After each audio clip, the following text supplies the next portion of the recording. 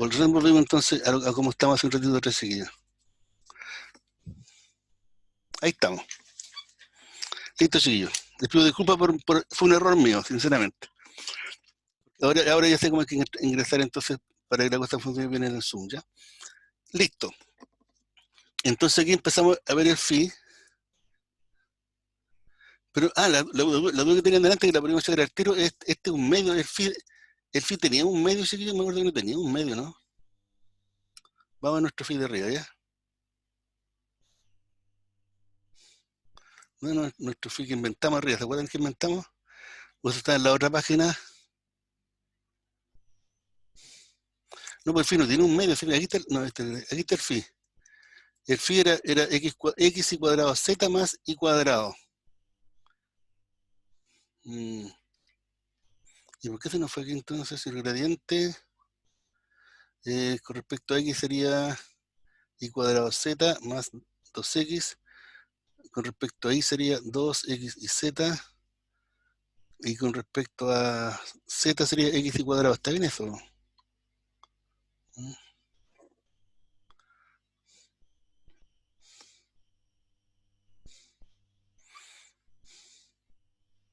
Entonces, inventamos ese phi, buscamos el gradiente, el gradiente, repito aquí, estoy mirando aquí seguido para que ustedes si me ayudan.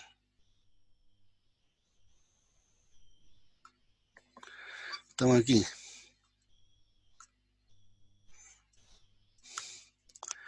Estamos aquí y este es el phi que nosotros propusimos, que inventamos nosotros.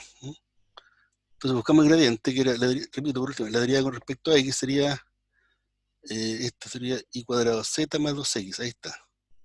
Con respecto a y sería 2x y z, ahí está. Esto sería 0 con respecto a y, y después con respecto a z sería x y cuadrado más 0. Entonces estaría bien, pues. Entonces, el f sería y cuadrado z más 2x, 2x y z más x y cuadrado. ¿Está bien ahí? ¿Está bien ahí? Y cuadrado z más 2x, 2x y z más x y cuadrado será la f, bien. El rotor era 0. Y estábamos aquí, ¿no es cierto? Aquí esto lo escribimos bien, ¿no es cierto? Hay algo raro aquí.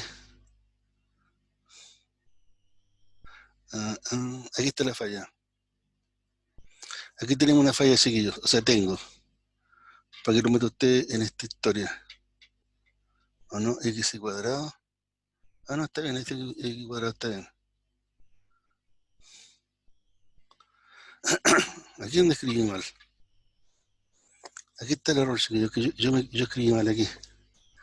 Pero esto está mal escrito, chiquillos, ¿no? Esto. Porque aquí está la F. Esto que está aquí es el vector que corresponde a la F. Y la última componente de la F es X y cuadrado.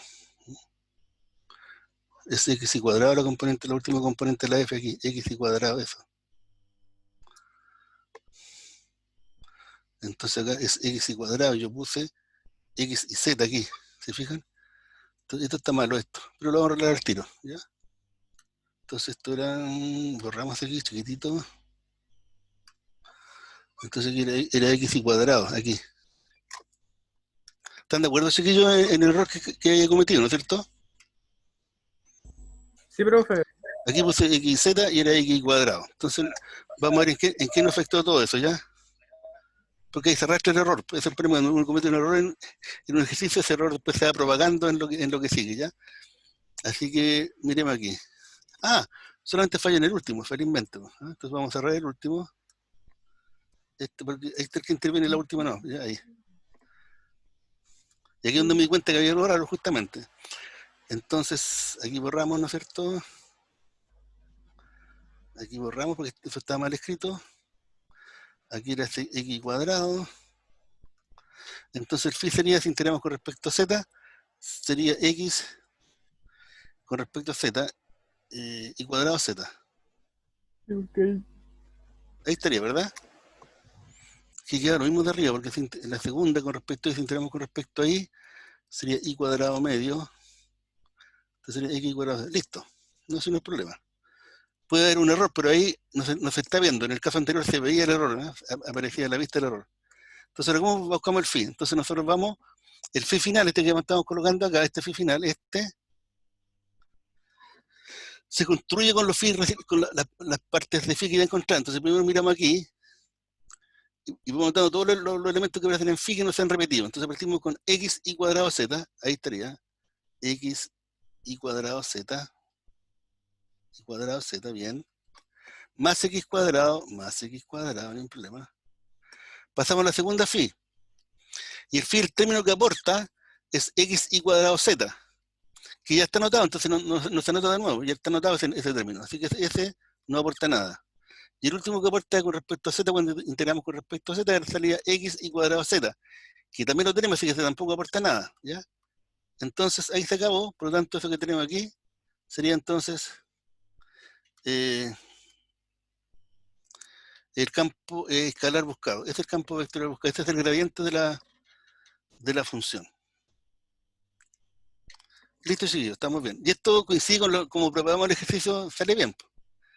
Entonces finalmente, y aquí estamos ya terminando, chiquillos, finalmente entonces terminando el ejercicio ahora, tenemos todo, entonces finalmente digo, la integral sobre la curva C de este campo vectorial punto dr sería entonces phi evaluado en el punto terminal de la curva menos phi evaluado en el punto inicial de la curva, ¿ya? Igual que cálculo 2, que decíamos f de b menos f de a, aquí sería phi de b menos phi de a, ¿ya? ¿Y cuál es entonces el punto final de la curva? Esto inventamos un punto arriba que era el punto inicial, aquí no está todavía. Aquí tuvimos que ir a mirarlo arriba, era el 3, 2, 5, ese lo inventamos. Aquí está el punto final, chiquillos, aquí está el punto que inventamos delante, 3, 5, 1, este es el punto final, ¿ya? Y el punto inicial es el 3.00, el 3,00 Si la curva hubiese tenido sentido contrario, entonces obviamente ahí se invierte el punto inicial con el punto terminal, ¿no es cierto? Pero en este caso es el 3, 5, 1 es el punto terminal, ¿ya? 3, 5, 1 es el punto terminal. Entonces vamos a mirar arriba, estamos terminando, aquí sería aquí, 3, 5, 1, 3, 5, 1, menos phi de, parece que era 300 ¿no? Algo así. Profe, Súper. Entonces ahora calculamos y terminamos. Entonces aquí sería, ¿cuánto sería phi de 3,5,1? Y aquí arriba está el phi, este es el phi que está del ejercicio, este que encontramos, este que está aquí. Entonces en lugar de x se coloca 3, en lugar de y se pone 5, y en lugar de z se coloca 1. Entonces quedaría 5 por 5, 25, 25 por 3, 75, por 1, 75. 75. Más x cuadrado, más 9, más 9. Así quedaría entonces, ¿no es cierto? 64. Así que eso sería phi de b, menos phi de a sería 3,0,0 sería 3, sería 0, ¿no? Sería así. ¿Ya? No, pues, profe, no. ¿No me equivoqué? Sí, No. la primera parte de la suma es 0, pero después es x al cuadrado, pues. ¿Y Tiene cuánto es que x cuadrado? 3, sería 9. Yo aquí está por 9, ¿no? Ah, yo pensé que había puesto 0. No, y lo arreglé recién. Lo arreglé recién. Hice una trampita. Ya. Ah, sí, Entonces, estaba atento. sacamos la cuenta entonces aquí, y entonces, bueno, justo el 9 se cancela con el 9, entonces queda 75. Así que este sería finalmente el valor de esa integral de línea sobre este campo vectorial, sobre esta curva en particular. Que reitero, como en este caso particular, el campo vectorial es conservativo, entonces la ecuación de la curva, en particular que une el punto A con el punto B, para efectos del ejercicio no interesa. Porque en este caso el valor de la integral de línea solamente depende de los puntos extremos de la curva. Entonces ahí se dice que en este caso la integral de línea es independiente del camino, es independiente de la curva que une A con B. No sé si les quedó claro el ejemplo, se alargó un poco, pero asumo y espero que haya quedado claro. Por mi lado, ningún problema, profesor. Y por otro lado, chiquillos, ¿alguien tiene una consulta acá? Quedó súper claro, profe. Que podamos repetir alguna parte aquí, ¿no? Yo tengo dudas, pero con otro ejercicio. Ya, pero por este, chiquillo, ¿alguien tiene alguna duda? Porque aquí estamos estudiando, así que si alguien tiene alguna duda, la plantea y la conversamos, pues ya. Pues veremos el ejercicio. Siempre preguntas del tipo, ¿qué habría pasado si en lugar de esto hubiéramos puesto al comienzo esta otra cosa? No, ninguna pregunta. Entonces nos vamos a otra hoja, ¿ya? Ya. Ya. Consulta, chiquillos. ¿Volvemos a la tarea? Sí, por favor. Vamos a la tarea. Stop. Aquí tengo que parar. Profe, yo tengo dudas con la parte 2 de la tarea.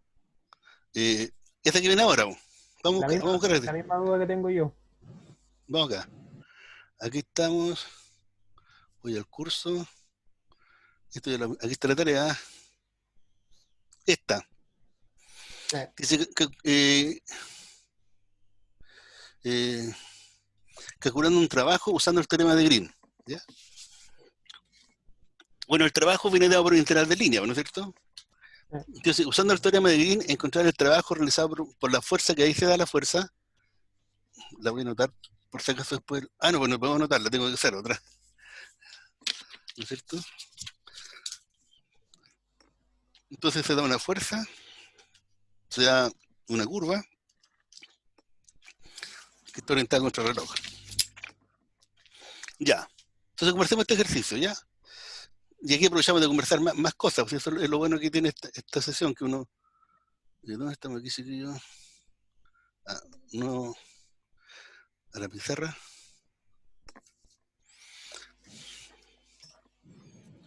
Entonces, vamos a dar el teorema de Green. Entonces, el teorema de Green dice lo siguiente. Voy a escribirlo y después vamos a decir cuáles son sus componentes. El teorema de Green dice lo siguiente. Dice que la integral... Lo voy a anotar aquí, teorema de Green. Ya, teorema de Green. Entonces, ¿qué dice? Dice que la integral de línea sobre una curva C, f.dr como siempre, esto es igual a la integral doble sobre el dominio D de la derivada parcial de Q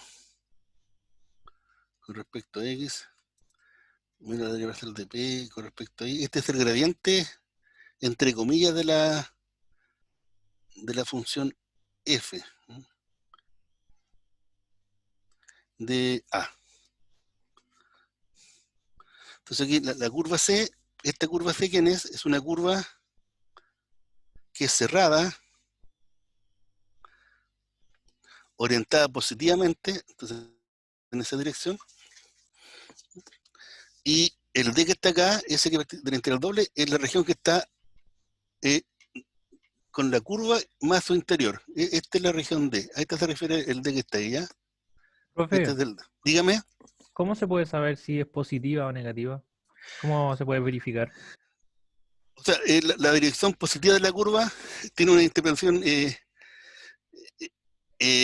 cuando la región es como la que hemos dibujado nosotros, que son de las más simples, porque es una región completamente acotada por la curva, ¿no es cierto? Por una sola curva. Aquí la frontera de la región D, que es la curva C, es solamente una curva.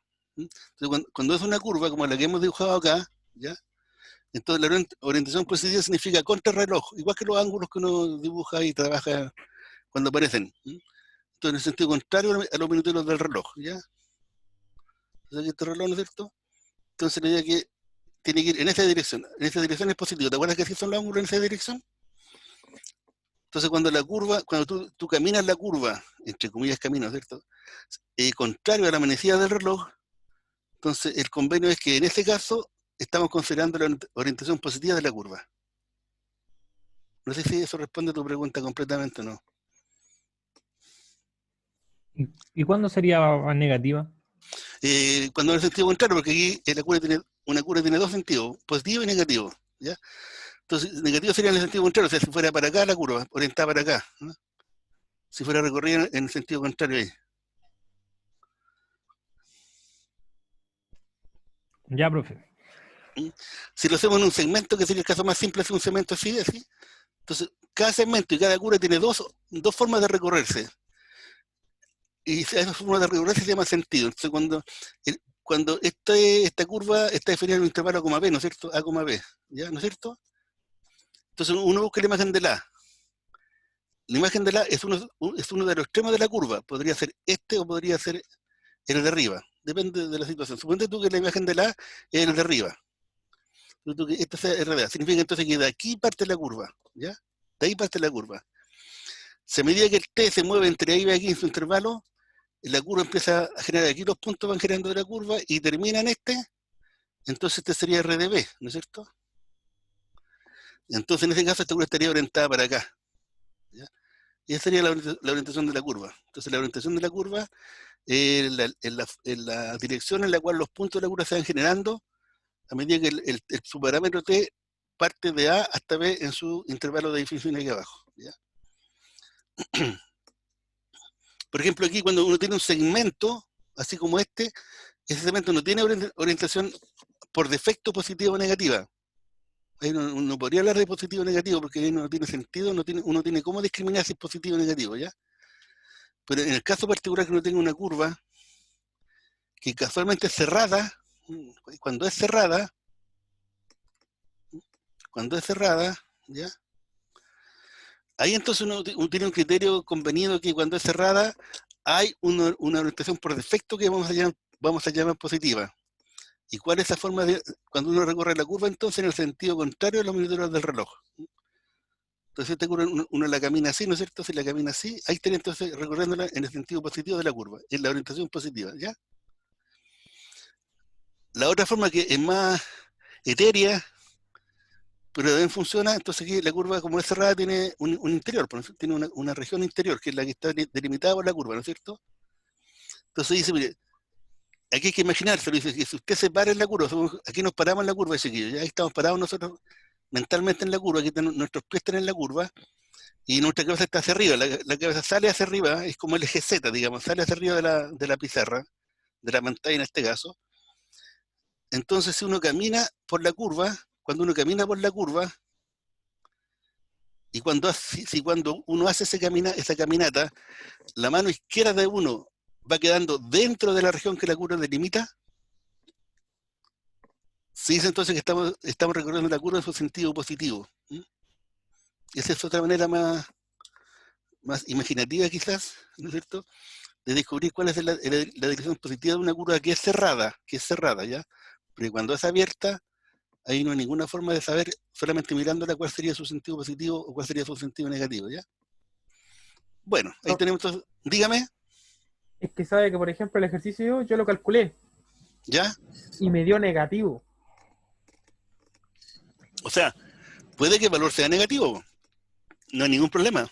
Es que a eso yo creo que iba la pregunta del No, colega anterior. Profe, ¿pero dígame. el trabajo puede ser negativo? Sí, pues, perfectamente. Porque puede, por ejemplo, mira, si aquí está la curva, suponte que esta es la curva, ¿ya? La curva va en esa dirección, entonces la partícula en la curva se mueve de aquí, se mueve hasta acá, ¿ya?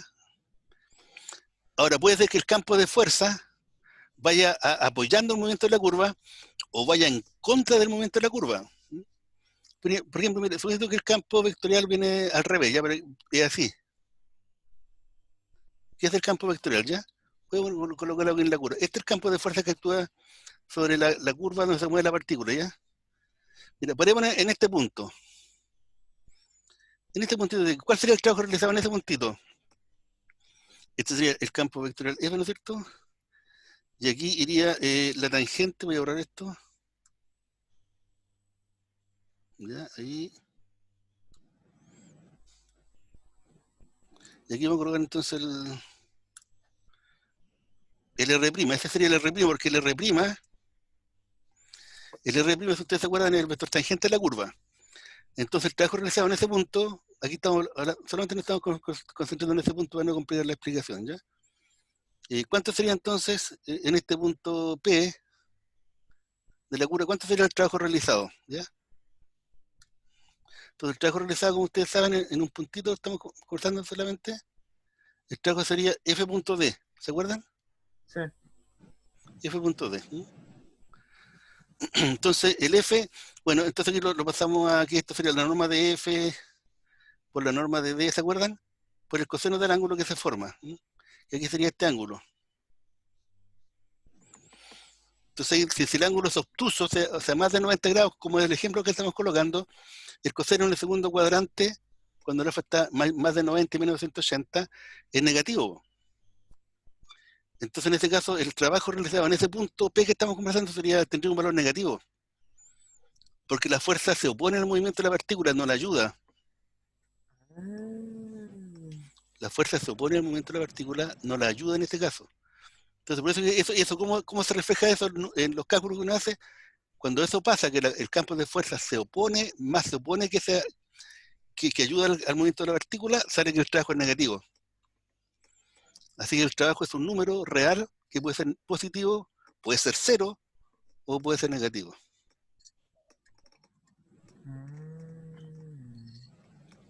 Sí, porque a mí, por ejemplo, cuando yo lo calculé me dio negativo y yo pensaba que tenía que saber si es positivo, entonces me quedaba esa No, duda. claro, pero aquí la expresión es entonces, significa entonces que en la mayor cantidad de puntos de la curva, el campo de fuerza se oponía al movimiento, ¿ya? Eso significa entonces en la práctica, ¿ya?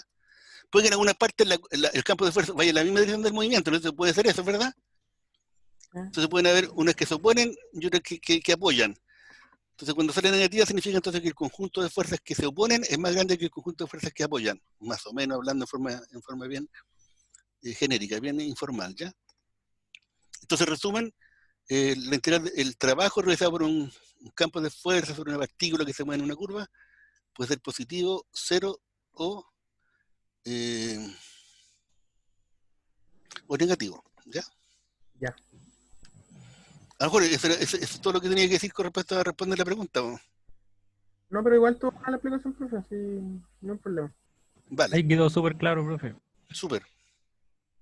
Sí, eso es lo que pasa, estas sesiones que nosotros tenemos, que desgraciadamente son poquitos niños que vienen, son más productivos que la clase, porque en la clase uno pasa la materia, entonces no alcanza a enseñarla, ni ver los detallitos, ni los aspectos que son más sutiles, porque uno va pasando la materia así por arriba, por lo genérico. Pero después con las consultas, y eso es lo que estamos haciendo ahora, ahí finalmente uno aclara los detalles y aprende realmente el concepto, ¿ya?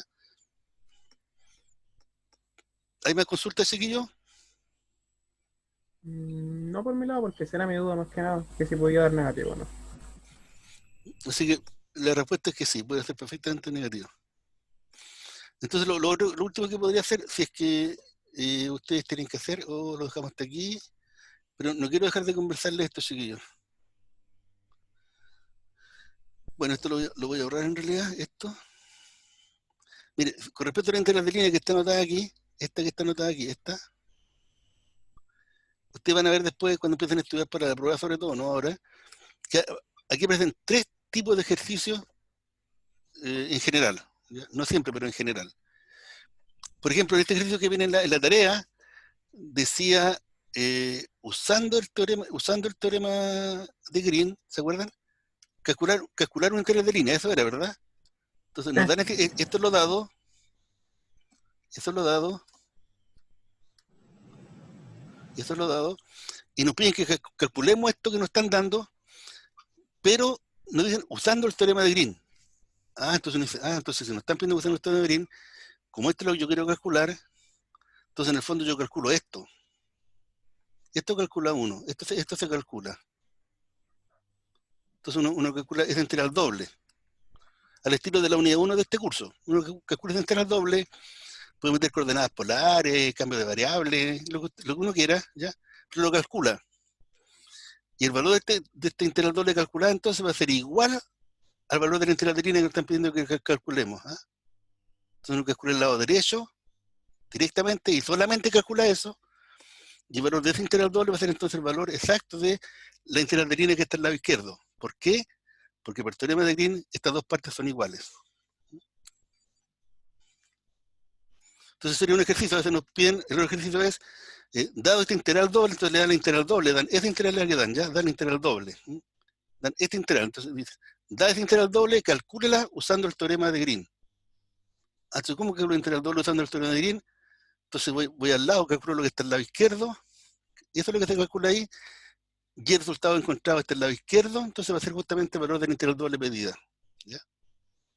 Y el otro ejercicio, que es más largo, que nos dan un campo vectorial F y una curva C, y nos dicen comprobar, verificar para este campo vectorial F y esta curva cerrada C, verificar el teorema de Green. Entonces como tenemos que verificarlo, hay que calcular el lado izquierdo por un lado, por otra parte calcular el lado derecho, y comprobar que ambos resultados son el mismo. Entonces ahí uno ha verificado, para este caso particular, el teorema de Green. Ahí uno lo comprueba. Entonces son tres tipos de ejercicios. Dan el lado derecho y piden calcularlo, entonces uno calcula el lado izquierdo. O al revés, o tienen que calcular los dos lados cuando nos piden que verifiquemos el teorema de Green. Así que, ¿hay más consultas, chiquillos?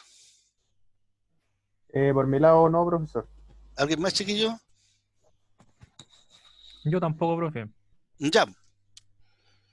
En todo caso, si tienen alguna duda entre hoy día, mañana, el sábado, el domingo, cuando quieran, mándenme la consulta por la vía que estimen más cómoda y yo se la respondo. ¿Ya? Ya, profe. Ningún problema. Yo estaré atento a las posibles consultas que puedan llegar. Listo, chiquillos. Que estén muy bien entonces. Cuídense mucho. Nos vemos, profe. Chao, profe, que esté bien. Acuérdense que la próxima semana es una semana que es que desconectarse de todo lo académico, ¿ya? Para que descansen bien y volvamos con harta energía después. Ya, profe, nos vemos. Listo, nos vemos. Chao. Ya, profe, gracias, que esté Chao, bien. chao. Igualmente. End.